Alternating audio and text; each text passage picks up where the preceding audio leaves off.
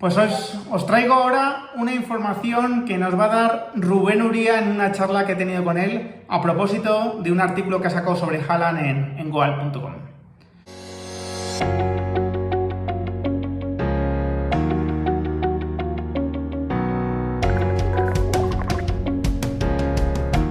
Muy buenas a todos, ¿qué tal? Bueno, la verdad que día intenso, con el anuncio, vamos, con lo que os he comentado, ¿no? Del fichaje de Vinicius Tobías por parte del Real Madrid. Va a empezar en el Castilla y ahí tenéis el vídeo con la información que he podido confirmar durante el día de hoy. Y ahora la verdad es que he visto un artículo de Rubén Uría y una conversación que he tenido con él en privado, creo que bastante interesante, sobre cuáles son las claves para el fichaje de Haaland. Y bueno, pues le he pedido a Rubén que se venga a comentarlas. Como siempre os digo, si os gustan este tipo de vídeos, dejadle un like, suscribiros al canal y bueno, intentaré hacer muchos más, por supuesto. Vamos ya con la charla que hemos tenido. Bueno, pues como os decía, tengo la enorme suerte de tener a Rubén Uría en el canal, que bueno, le he hecho un atraco tremendo y bueno, ha mostrado una cintura también tremenda, ¿no?, para adaptarse. Y lo primero que quería agradecerte es tu presencia aquí y saludarte, Rubén, ¿qué tal? ¿Qué tal, Ramón? Pues nada, el placer es mío, ¿eh? Ya sabes que nos darán caña a ti porque hablas con alguien del Atleti y a mí porque hablo con alguien del Madrid. Pero nada, yo creo que era un buen momento para hablar contigo, que sabes que yo también te sigo mucho y que yo creo que además es para hablar de un tema que va más allá de los colores que tenga uno, ¿no? Que es la información sobre lo que está pasando con Haaland, el escenario que hay y un poco pues las posibilidades de todos los clubes de fichar a un jugador que seguramente, junto con Mbappé, pues está destinado a marcar una época, ¿no? ¿Sabes qué pasa? Que es lo que traté yo de explicar con lo de Messi, que la información no es ni del Barça, ni del Madrid, ni del Atleti. La información es la información y nadie que dé información o que dé opinión también bien formada como la tuya lo va a hacer en función de sus colores, porque sería bastante absurdo y sobre todo el tiempo al final te dejaría en ridículo, ¿no? Igual que a mí con lo de Messi, si solo lo hubiese hecho por un tema partidista, ¿no?, de Madrid-Barça. Entonces, bueno, me parece un argumento pobre, ¿no?, los que lo lanzan, pero bueno, tenemos que aguantar de todo, ya lo sabes. No pasa nada, eso está asumido y superado, o sea que eso no hay problema. Exacto, exacto. Bueno, la verdad es que ya sabes, ¿no?, que te quería traer muchas cosas para el canal, pero hoy vamos a abordar un tema muy concreto porque has sacado una información muy concreta también en Goal, ¿no? Ya sabéis que cito muchas veces información de Goal porque suele marcar bien los puntos. Y en el tema Haaland, digamos que has explicado una serie de puntos. Algunos yo los había comentado por el canal y me encanta, ¿no?, que coincidan. Y otros incluso son hasta novedosos, ¿no? Que creo que por lo menos nos van a servir para estructurarnos bien la cabeza, ¿no? El primer tema que quería comentar es la famosa cláusula, que efectivamente, ¿no?, no es algo escrito, no es algo que tú llegues a la Bundesliga y digas, tomen 75 millones y me llevo el jugador, sino que es un pacto verbal que obedece más a un pacto de caballeros, ¿verdad? Sí, lo has explicado muy bien. Yo creo que hay que ahondar aquí, es decir, no es que en el contrato de Haaland esté estipulado que si viene un club antes de X fecha y paga 75 millones de euros, el Dortmund lo deja salir. No, yo creo que esto se llegó a un acuerdo verbal en su momento, como se llegó también con el Salzburgo, con el tema de Mino Raiola, el agente de Haaland y el Borussia Dortmund. Entonces, ¿qué pasa? Pues que la cultura, la ética de trabajo, si quieres, la moralidad de los clubes alemanes tiene poco o nada que ver con otros clubes, sobre todo con los españoles, ¿no? Lo que para el Dortmund es un apretón de manos y la palabra dada vale más que un contrato.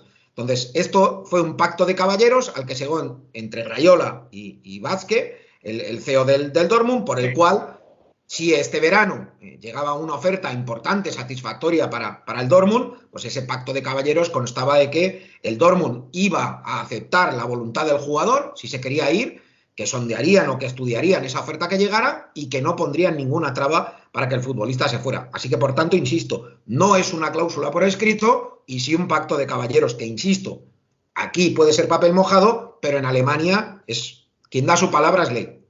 En Alemania no lo es, no es papel mojado, y más un club que, digamos, que una de su oferta, ¿no?, para los jugadores jóvenes es precisamente ¿no?, esa confiabilidad que ofrece el Borussia Dortmund, de que va a ser una plataforma de subida para estos jugadores que podrían fichar ya por un equipo todavía mejor, ¿no?, pero que ven en Dortmund un sitio de paso estupendo para proyectarse, ¿no? Y quiero decir, si el Dortmund le fallase a Haaland hoy, mañana no tendría un jugador de ese estilo, ¿no?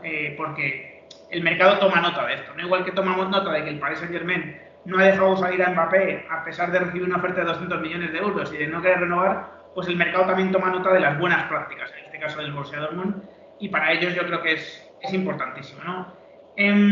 También comentas, ¿no? Yo había dado una fecha, que era la fecha ideal para el Dortmund, que era el 2 de abril, y tú comentas que, bueno, que evidentemente el Borussia Dortmund quiere resolver más o menos este asunto en el mes de abril, ¿no? Entiendo que 2 de abril era un escenario ideal, pero que ven que a lo mejor no puede darse, ¿no? En 2 de abril, pero que sí que quieren, digamos, tener claro el futuro de Haaland en abril, porque claro, esto también va ligado al anuncio de un nuevo jugador, de un nuevo sustituto, y que este es el único club en Alemania que cotiza en bolsa, por lo tanto es muy sensible a este tipo de noticias, ¿no? Sí, para mí esto último que apuntas, que era lo que comentábamos en Wall, es clave. Es decir, es el único club alemán que cotiza en bolsa. Si tú estás pendiente de una operación tan importante como la de Haaland, primero tienes que avisar con antelación a tus inversores. Segundo, tienes que ser muy cuidadoso con la cifra, con la oferta, para saber si tus acciones van a bajar o se van a desplomar o van a subir. Y luego, si cotizas en bolsa, el aspecto clave, ¿por qué al Dortmund le urge hacerlo en abril? Porque quiere tener el tiempo suficiente para poder conseguir un sustituto de garantías para este futbolista. Se está hablando mucho de la situación de Karim Adeyemi, que es un futbolista que el Dortmund siempre ha seguido y que tiene pues como plan A si se va Haaland. Bien, bueno, esta situación todavía no está clara. El Salzburgo también está metiéndole prisa al Dortmund para hacer todo este tipo de cosas y yo creo que ahí es la cuadratura del círculo por la que el CEO del Dortmund quiere solucionar esta cuestión, para bien o para mal, antes de abril. Pero insisto, es que el Dortmund para cualquier tipo de oferta de traspaso tiene que hacer un comunicado para cumplir la ley alemana. Entonces, esto es un extremo importante y segundo, tiene que manejar con mucho cuidado la información. Por eso Watzke, cada vez que sale ante los medios, no quiere hablar de un tema de cláusula, habla de un interés, de una conversación y de que cuando se produzca darán información. ¿Por qué? Porque no estamos hablando de un club que sea solamente de sus socios, ¿no? El Dortmund se debe, insisto, a sus inversores. Es que esto es muy importante lo que apuntas, ¿no? Porque por ley están obligados en 24 horas a comunicar cualquier hecho relevante que pueda afectar a la valoración de las acciones. Este es un tema, quiero decir, que va más allá del fútbol, que es normativo, ¿no?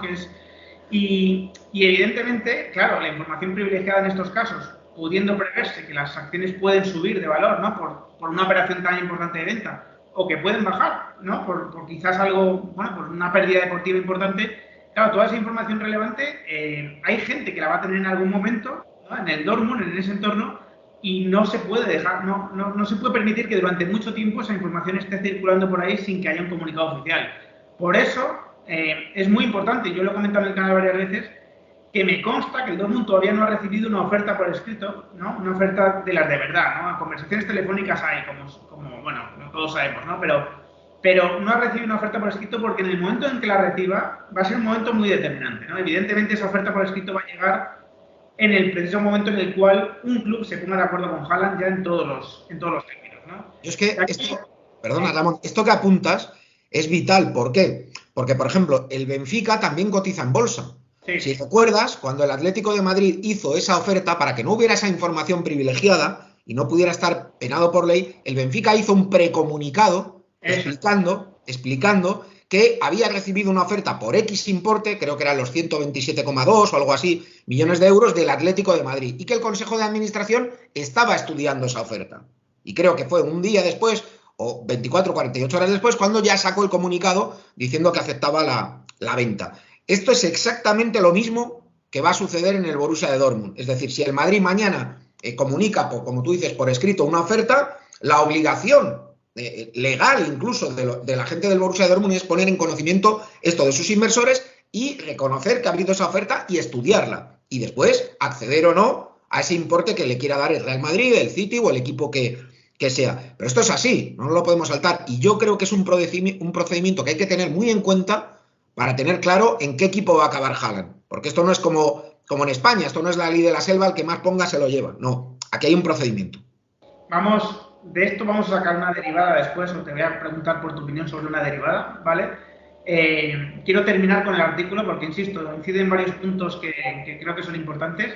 hablas también de que las comisiones no van a ser un problema tan grande como se ha informado en otros sitios, ¿no? Se ha llegado a hablar incluso de 100 millones en comisiones. La información que yo tenía es que desde luego el Real Madrid no estaba dispuesto a llegar a esa cifra, que el límite que se ponía en Madrid era bastante inferior, ¿no?, a 100 millones de comisiones. Y según tu información, lejos de los 100 millones de comisiones y que no va a ser algo tan abusivo y que incluso se va a negociar de manera conjunta, ¿no?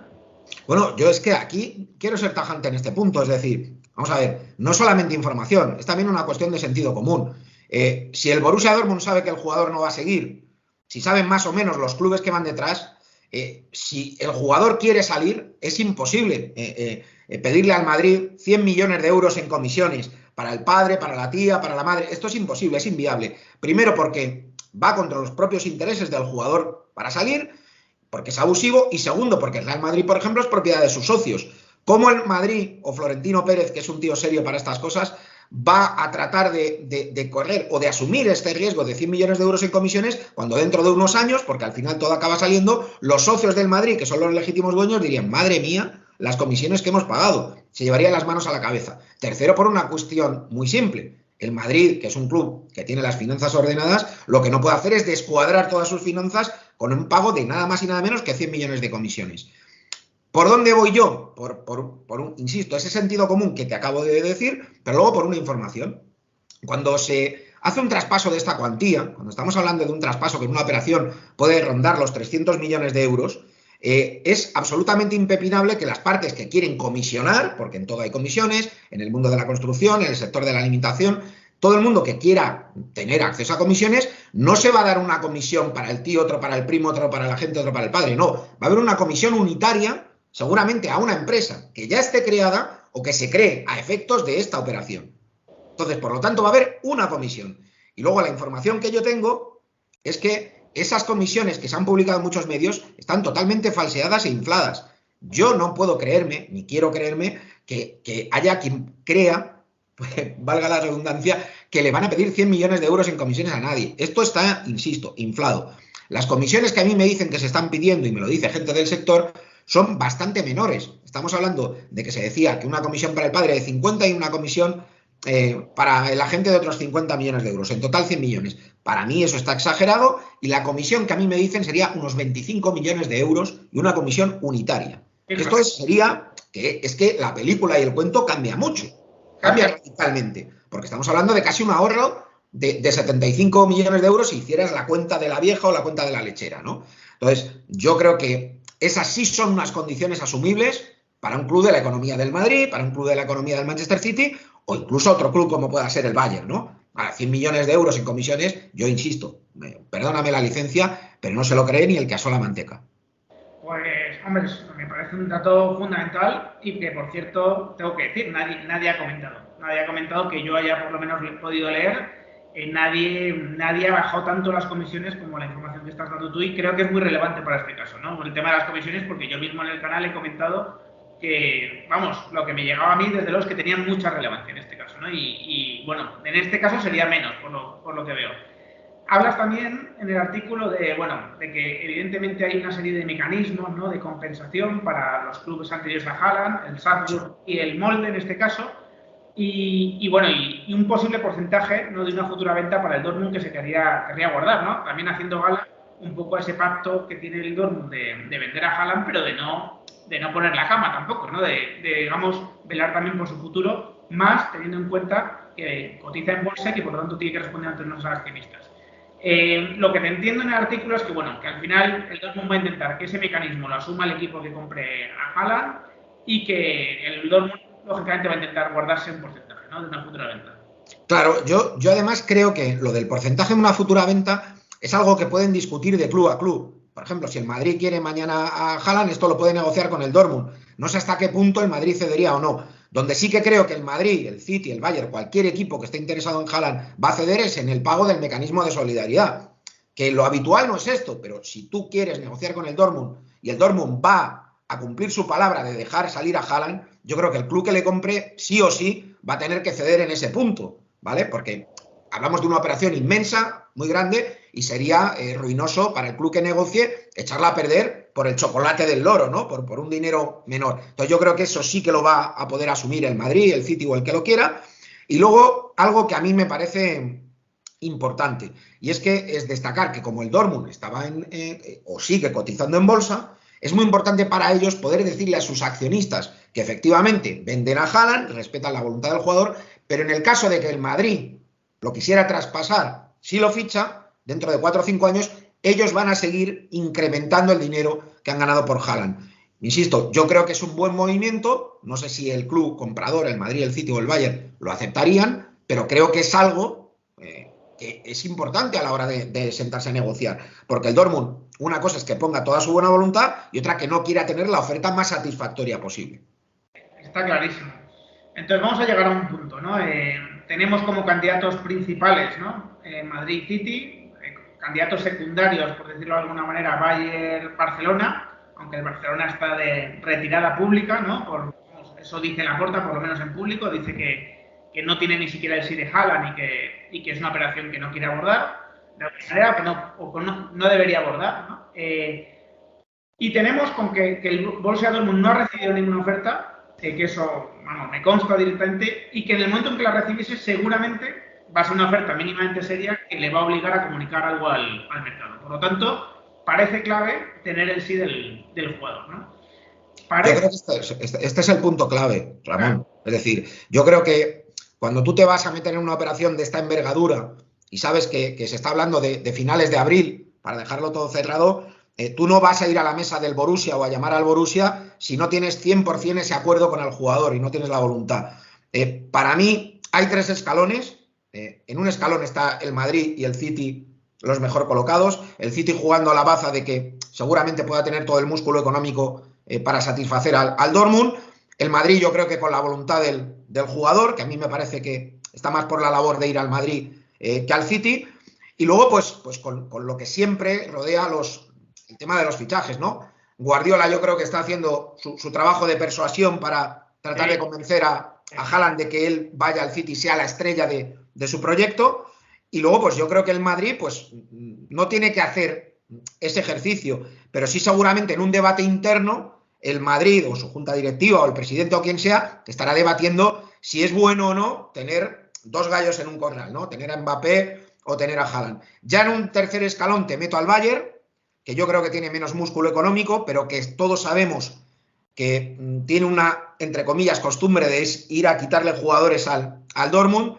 Lewandowski tiene 24 años, Lewandowski está filtrando por ahí que quiere jugar en la Liga Española, y a mí sinceramente no me extrañaría nada que el Bayern pues, se metiera fuerte en esa puja, y si se va a Lewandowski tratarán de reemplazarlo con Haaland, ¿no? No es el favorito, pero yo no descartaría al Bayern en este momento. Seguramente el Bayern va a estar pendiente de lo que decida el Madrid o lo que decida el City, conforme incorporar al jugador, y si esos 2 clubes se inhiben, pues yo creo que el Bayern tendría vía libre. Lo del Barça, como ya lo has comentado tú muchas veces, es que, Ramón, es casi una novela de ciencia ficción, es Isaac Asimov. ¿Puede pasar? Sí. ¿El Barça puede fichar a Haaland? Sí, porque no hay nada imposible, pero para fichar a Haaland tienen que vender o llegar a un acuerdo con CVC. Tienen que vender el 49% de Barça Studios. Tendrían que vender una parte de BLM. Seguramente renovar jugadores a la baja y seguramente no poder hacer ningún traspaso más o vender futbolistas por un dinero importante. Entonces yo creo que lo del Barça es una carambola.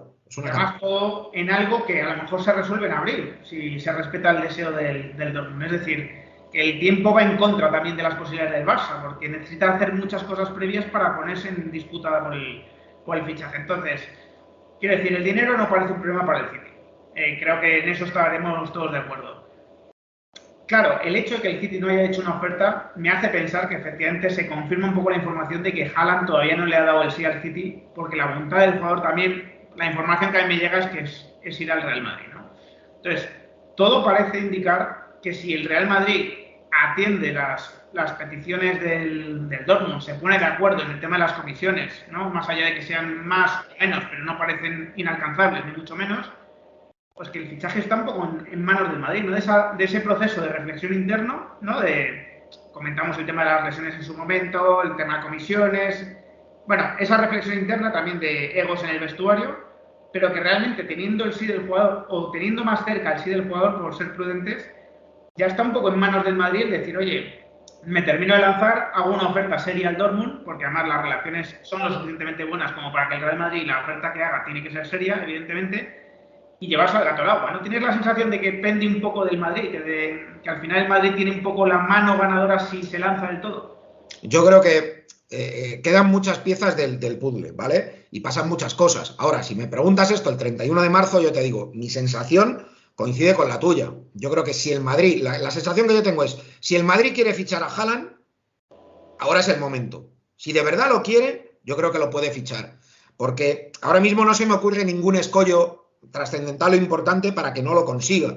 Es verdad que lógicamente el Madrid tendrá que echar números. Yo creo que por un tema de fair play tiene absolutamente toda la capacidad para fichar a Mbappé y a Haaland. Creo que estaba por 730 millones de límite de coste salarial. Es decir, es una operación muy asumible. Y luego con un ejercicio claro. Todos sabemos que Florentino, para este tema de los ingresos atípicos, el merchandising y todo eso, es alguien que sabe muy bien manejar estas cosas. Si tú tienes la posibilidad delante tuya de poder tener en un mismo equipo a Mbappé y a Haaland, estamos hablando de un salto a nivel de ingresos brutal, ¿no? Pues yo creo que la pelota está en el tejado del Madrid. Yo creo que el Madrid sabe que si se decide va un pasito por delante del City, al que yo no creo que haya que descartar hasta que el Madrid lo tenga absolutamente atado, pero sí me parece que está muy por delante de los demás. De hecho, me parece que la única circunstancia que a mí se me ocurre para pensar que no puede acabar en el Madrid es un poco la cuestión de hacerse esta pregunta. Que es un ejercicio un poco a lo mejor extraño, pero yo creo que nos deberíamos hacer. Si yo llevara la carrera de Haaland y yo sé que el Madrid tiene fichado a Mbappé, yo le aconsejaría a Haaland ir al mismo equipo que Mbappé. A lo mejor podría ser perjudicial, ¿no? El hecho de que dos aspirantes a Balón de Oro pudieran estar juntos. Pero es lo único que se me ocurre. O sea, todos los demás escenarios me parece que favorecen claramente al Madrid. Y de hecho es esa duda legítima que podría tener Haaland y que todos podríamos entender que la tuviese, no parece que en este caso esté siendo determinante, porque si el jugador realmente quisiese ir al City, hubiese ya decidido el City, creo que estamos de acuerdo en que sería fácil que ya se hubiese incluso anunciado este fichaje, ¿no? Porque el City parece tener todo lo demás clarísimo. Necesita un delantero, Guardiola está, me consta, ¿no?, con el jugador día y noche intentando explicarle su proyecto, ¿no? Pero claro, si no tiene todavía el fichaje hecho el City es porque Haaland está más cerca, ¿no?, de querer ir al Real Madrid, y parece que entonces que ese condicionante de Mbappé no está pesando de forma negativa en Haaland, porque si no, bueno, pues ya estaría descartado el Madrid de alguna manera, ¿no? Si ese fuese un condicionante de verdad serio para Haaland. Pues oye, muchísimas gracias, Rubén, por compartir tu información aquí en el canal. También tus impresiones, ¿no?, personales sobre cómo ves este asunto a 31 de marzo, porque siempre esto hay que delimitarlo un poco. Sí. Hay que ser humildes, ¿no? No estamos... Luego ya sabes que cuando fiche por el Betis nos van a matar, pero bueno, exacto. Nosotros venimos aquí a contar lo que sabemos. Rubén y yo, lo que siempre digo, no firmamos el contrato, ni estamos ahí en la reunión viendo cómo se firma el contrato, ¿no? Oye, uno da su impresión y su información a 31 de marzo, y mañana efectivamente pueden cambiar las cosas, porque oye, que anda que no ha habido fichajes que han ido cambiando y variando, ¿no?, con el paso de los días. Lo dicho, que muchísimas gracias por estar por aquí y que nada, ya nos veremos en próximas ocasiones. Venga, un abrazo fuerte. Chao, Ramón. Un abrazo a todos.